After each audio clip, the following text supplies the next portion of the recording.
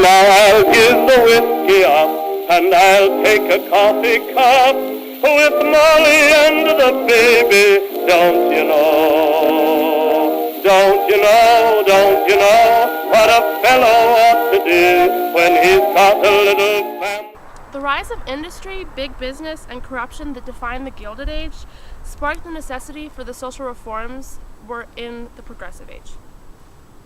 The struggles with the Native Americans represented the internal struggles within white Americans, where the moral ideals, such as that of assimilation and tolerance, strived to be reached, while the actual implementation was that of brutality and pursuing the easy solution. Women found new interests in protecting their neighborhoods from poverty, so they create a successful community of well-educated women in settlement houses that would spark change on both the local and national levels. In an attempt to eradicate alcohol and the perceived problems that accompanied it, the progressives tried to implement the prohibition movement. However, in the end, it was unsuccessful and simply deepened cultural divides in urban areas. While the red light districts and brothels were removed, in the end, the organization of prostitution into women being call girls and roaming the streets, which was in fact more dangerous. Muckraking in and of itself was not a social reform, but what it did was through expositional journalism, it exposed the American public to the evils of big business, political corruption, and poverty. Educational and intellectual reform were successful in creating action for change in the next generations. For new organizations and acts created after this period created a spark in education, pushing for more children to get education instead of working at factories. As Americans were stunned by the beauty of the environment, their moral inclinations were again overridden and to engage in the most effective maneuvers that would turn out a profit. Despite the success in creating awareness and moral change that would lead to more successful reforms in the future, the social reforms in the progressive era made a lot of noise, but did not effectively implement the policy that it created. You know, the Native Americans had a really tough time leading up to the 1870s, and what came later was no exception to this. In fact, as the white men of the world felt that the Native Americans were just in the way and they wanted to push them out, white women of the church thought, hey, let's assimilate them. So these white women of the church are like, OMG, these Indians totally need to come realize Christianity, whoop whoop. The Native Americans are like, actually, we really like how we do things, so if you could just back off, that would be fantastic. And these women of the church are like, no, Christianity, though, it's all the right. How about this? Yo, government. The government pops up like, what up? And these white women of the church are like, well, we really need some help with this whole assimilation thing. The Native Americans insist that they're actually good, like they said before, and they don't really. But then the government cuts them off and is all, did I hear you want relocation? All right, we're going to move you peeps to some reservation. Dawes Act coming up. The Native Americans are like, hold up, we're really okay. We don't want your culture. But the women of the church are like, learn the ways of the whites, and it starts with Christianity. As a result of Native American hesitancy, the goal of cultural integration was not completed. Although Native Americans were forced to cut their hair, change their clothes, take on this new religion, and basically leave all their cultural traits behind, they simply didn't want to. The Dawes Act secured the measures of relocation and establishing these schools, but they could not cure the lack of acceptance felt on both sides. The people on the reservation were jerks. They treated the Native Americans as savages, and the Native Americans wanted nothing to do with it. They were tightly bound to their cultural customs. Assimilation failed. Women in the progressive era were the key to social transformation, because really, were the men going to do anything? So middle-class, educated women started saying, screw the patriarchy, man. We don't want to get married. We don't want to have kids. We want to live in houses filled with women. So, they made these settlement houses and put them right in the middle of urban industrial America. Lillian Wald created the Henry Street Settlement House to address the disease and overcrowding in these cities. She also made a nursing service that only cost 10 to 25 cents, which really helped the people that struggled to pay midwives, like Jurgis when Ona was having their second kid. Then they also started to get nursing into schools. Maybe it's just our maternal instincts, but we're really concerned with child labor. Lillian Wald, Florence Kelley, and Julia Lathrop made the Federal Children's Bureau a possibility. When Julia became the chief of this bureau, Lillian even said, "Ms. Lathrop, irrespective of sex, is the person best fitted for the post. She has devoted her life to the advancement of social welfare in passing humanitarian laws for the abolition of child labor." Next, we focused on cleaning up the streets and creating playgrounds, but mainly just because we were grossed out. Women successfully began reform through their settlement houses in their urban communities. That also influenced policy on the local, state, and national levels. However, female reformers could not tame the evils in society. The Women's Christian Temperance Union, which became the largest women's organization in American history, was like, our husbands spend all of their money on booze, then come home and abuse my family, so no, we don't like alcohol. And we're going to work to stop drinking for God and home and native land. The Prohibition movement had no trouble finding support. Local businesses were like, we like this movement. It makes workers more reliable and productive. Groups such as the Anti-Saloon League began to found local option campaigns where they would go in a place and be like, we will help you guys get rid of all the alcohol in this area if you want. And the liquor dealers, brewers, saloon culture, and big city political machines, we don't want any of that. So you guys should go.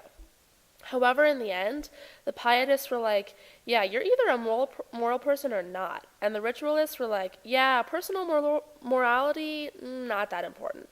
So overall, the Prohibition movement was not successful and just added to deep cultural divides within America's urban community. The progressives hoped to eliminate prostitution ended in a similar way. The growth of cities, the concentration of prostitutes in red light districts, and the appeal of being a prostitute all made the issue very visible to reformers, who fought it. They were like, we're going to make the Mann Act, so it's a federal offense to transport women across state lines for prostitution, and we want legislation that allows for the deportation of any foreigner associated with the practice. And all of this is going to rock because what woman wants to be a prostitute? But prostitution was too economically appealing to women. They would rather make more money in one night than in a week of hard labor. And the jungle reinforces it. There was no place in it where a prostitute could not get along better than a decent girl. And Maria is able to support her family as a prostitute rather than in a conventional job. However, due to the red light districts and brothels shutting down, women were forced to become streetwalkers and call girls, who were more vulnerable. The reform movements did not eliminate prostitution, merely reorganized it. Americans had no idea what was happening in their country. Politicians were corrupt, the businessmen were jerks, workers got treated terribly, and the poverty was overwhelming, especially in inner cities, where all these poor people were getting concentrated in tiny buildings called tenements. But people like Jacob Riis, who exposed tenement life in poverty in his book How the Other Half Lives, started a trend among journalists. And this guy, S.S. McClure, saw this and was like, I want people to have easy access to all this information, like those pictures Riis took. So he started McClure's magazine, where not only did he feature other famous authors like Sir Arthur Conan Doyle and Rudyard Kipling, but also provided a venue for muckrakers such as Lincoln Steffens and Ida Tarbell. Steffens came to S.S. McClure in 1893 and told him, here's what you're looking for. I wrote this series about corruption in big cities. You're going to love it, and America is going to love it. Sure enough, people across the nation ate it up, and McClure's magazine exploded. Steffens' The Shame of the Cities was crazy because the public hadn't heard about big business guys with ties to corrupt politicians. He says, according to the standard procedure for municipal reform, the politicians are permitted to organize a party, take over the government, corrupt and deceive the people, and run things for the private profit of the boss and his ring till the corruption becomes rampant and a scandal. Ida Tarbell was one of McClure's other recruits who told McClure, hey, I've done a bunch of reporting in the South, I know how to be an investigative journalist, and even though I'm a woman, I have a darn good idea. Screw Steffens, this is going to be gold. And McClure was like, whoa there, little lady. I don't know about that. And Tarbell was like, I got this one. They inspired huge waves of reform among the American public. The featuring of books as broken up series in newspapers used to be super common. Upton Sinclair's book, The Jungle, was published weekly in newspapers. It attacked the meatpacking industry and the conditions of the workers through the eyes of Yorgos. People had no idea what taking kids out of factories to get education would bring. They just did it. Like in The Jungle, Yorgos stops Stanislavus from working in one of those freaking dirty factories because he wants him to go to school. Even though eventually Stanislavus drops out to work to pay off one of the debt from the big expensive home they bought. One important person was a guy named Dewey. Dewey was like, we need to create an environment based on learning by doing, because we need it for social progress and reform. I just hate the system in American schools. It's just so rigid and formal. That has to change, and I will make that change. An editorial in Evening Public Ledger explains that schools need to teach ideals and expectations of society. President Wilson emphasized in it that it's the school's responsibility to teach all the new changes of society, like even during World War I. He expected politics to be taught in school. Educational reform happened because of John Dewey. He was such a success. At the time, progressive theorists began to challenge the conservative view of law. People constantly wanted the newer laws that were more appropriate and relatable to the new developments in the society. They were constantly modifying the original law. Of course that brought controversy. Come on. They even came up with a term to describe it called sociological jurisprudence. It describes the view that law could and should change to meet new developments in society. In this editorial of The New Enterprise in October of 1908, it explains how the public started to take over the common law. It was like, there should be real reasons behind why a law should change. Just listen to people's concerns or ideas and don't overpower the law for no friggin' reason. Just act like a filter. As a result of the lack of concern for the environment, there was a continual emergence of industrial centers such as Chicago, Philadelphia, and New York, which were nothing short of horrifying. When Yorgos and his family arrived from the countryside of Lithuania, they were horrified as to the horrible conditions of these overpopulated cities. When, later in the book, he returns to the countryside, Yorgos experiences the rejuvenating effects described by Muir. The way Americans dealt with the environment showed just how stupid they were. What did they even do? Oh yeah, they were being selfish and destructive. Nothing new. Alright, so environmentalism. You got Theodore Roosevelt, the president. He's like, hey, I'm Teddy Roosevelt, and I'm here to talk to you about the environment. I believe it should be government regulated to be protected from exploitation by commercial entities, but that those commercial entities should still be allowed access. Then you've got Griffin Pinchot, who's the little demon on his shoulder, saying, hey there, I'm head of the U.S. Forest Service, which was created in 1905, and I think that nature is such a waste of time. Not ironic at all, right? Let the businesses go. Mr. President, no way you should regulate commercial access. Then you've got angel-faced John Muir on his other shoulder going, whoa there, the environment is mystical, it inspires, it refreshes, relish it. Let nature's peace flow into you as the sunshine into the trees. I headed the Sierra Club and founded Yellowstone National Park. Come on, Mr. President, give me the brownie points. I have the moral intentions this country stands for in mind, and you need to make the right decision here and protect the environment. I mean, come on, who wouldn't love it? Then Teddy Roosevelt's all like, well there, John, tough luck today. The Newsland Reclamation Act of 1905 makes it seem like the land will be protected by allowing for small farms, but it actually allowed big businesses to come and ruin the environment that was supposed to be protected. Sure, it looked like a noble cause, but don't let us fool you, the implementation just wasn't there. So, social reform in the progressive era, what do you guys think? I mean, it started a lot of talk. Yeah, there was definitely a lot of hype, and even some legislation was passed.